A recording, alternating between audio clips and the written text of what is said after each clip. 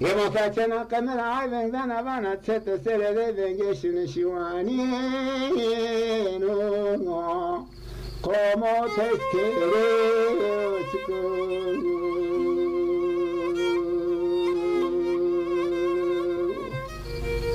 Mak enişme treni yerim vir mak amme harpet yerim vir mak şimdi mam ke sarı her motu perütür soltucu mak bir metever ya sarı mamik sarı makina bada porto çayberno ekva yeram ahore bine kemarı devme bine darı devme bana ma vesnay ma zaçini ke o hore ke aspuz riskotama perü sarı her motu osota sarı makina millet zafi estrafam karaboğun ya pırvi Makin karaboğun berdi mafyona.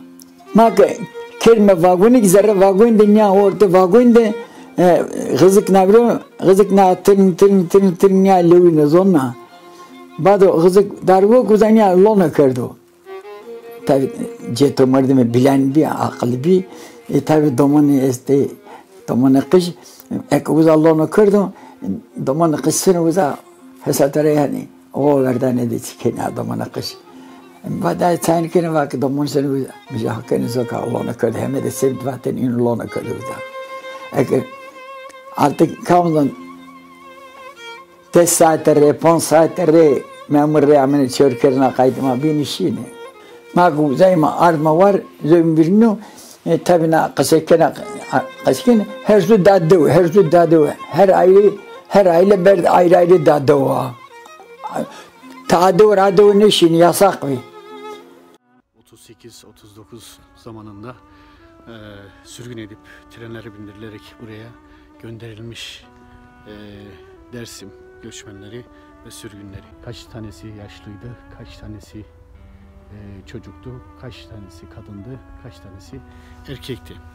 Buraya indirildiklerinde duyguları neydi? Çünkü tam bir ateşin ve zulmün içerisinden koparılıp buraya atılmışlardı. O zulüm ve ateş kendi yurtlarını, kendi yaşadıkları yerleri yakmıştı ve onlar bu Afyonkarahisar tren istasyonunda indirildiler. Hiç bilmedikleri insanların, köylerin ya da yaşam yerlerinin içine sürüldüler. Burada hala onların o sessiz çığlıkları ve acıları gömülü duruyor. Şöyle durup gözlerimi kapattığımda hissedebiliyorum sanki. Ve dünya büyük bir hızla dönüyor. Heybesinde derin acılarla. Bunu hissediyorsun. Ayak izlerini sanki tarih bırakmış gibi buraya.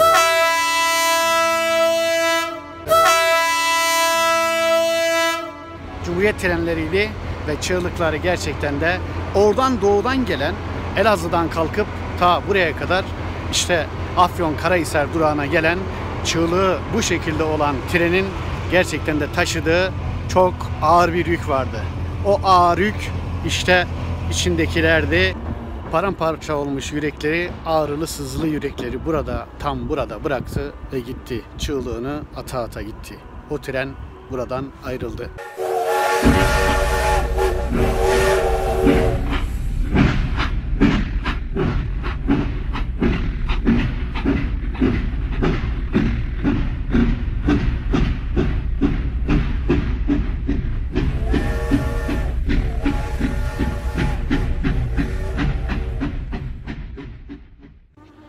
Afyon'a sürgün edilmek için yola çıkarılan 73 aile ve bu 73 ailenin toplam 356 bireyi buradan 1800 metre uzakta olan Afyon şehir tren garında indirilip oradan her biri gurbetin gurbetine, bilmedikleri, dillerini bilmedikleri, tanımadıkları insanların içine gönderilmişler.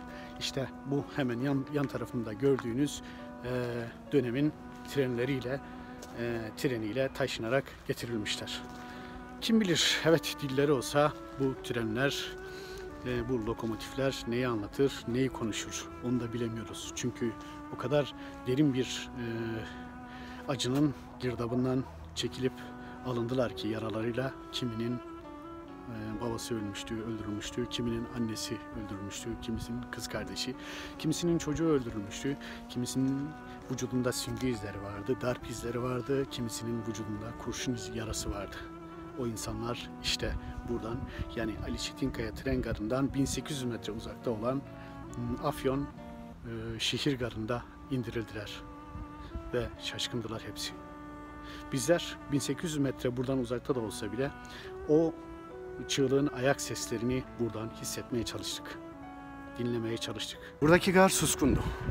Sakindi. Belki de kalabalıktı. Ya da biz öyle düşünüyoruz. O gün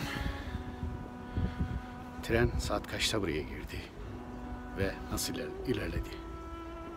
Onları karşılayan hiç kimse yoktu.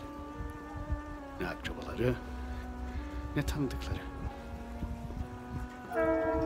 Trenler hüzün, yalnızlık kokardı. Trenler acı kokardı.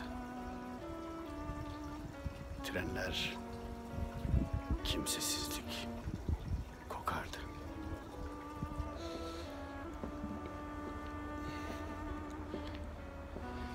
Evet, yürüyoruz burada.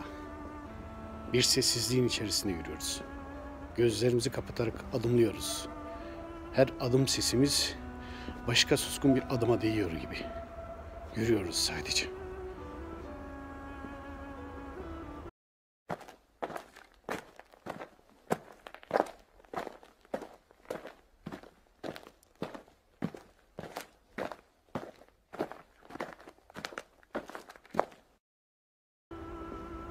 Tarihin betonlara gömdüğü, raylara gömdüğü o acı gerçeği anımsamak istiyoruz. Onların ayak seslerini duymaya çabalıyoruz. Ve duyuyoruz gibi sanki.